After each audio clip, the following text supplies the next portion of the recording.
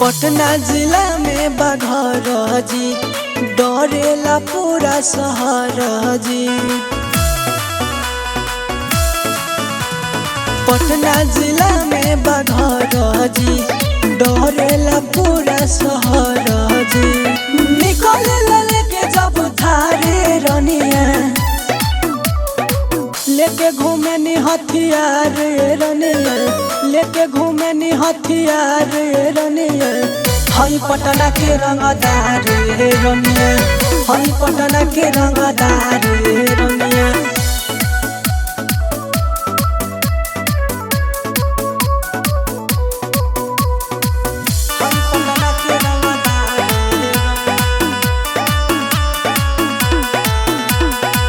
कटा पसाटा होई मारब मोहर लिखब दू काठा जवानी पतोहर।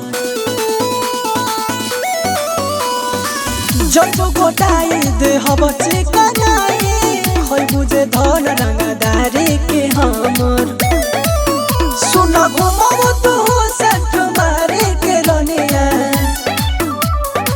लेके घूमे नी हथियार रनिया लेके घूमे नी हथियार रनिया। हई पटना के रंगदार रनिया हई पटना के रंगदार रनिया।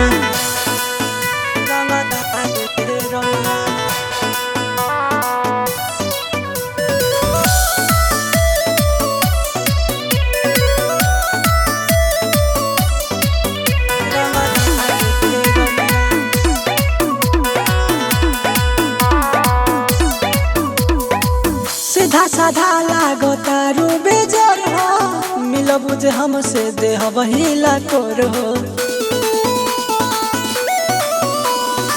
सोनू शरारती धरे जब कोई जाई रानी बजरिया में सोर हो।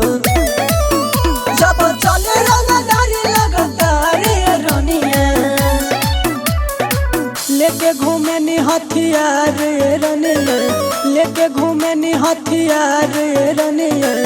हई पटना के रंगदार रनिया हई पटना के रंगदार रनिया।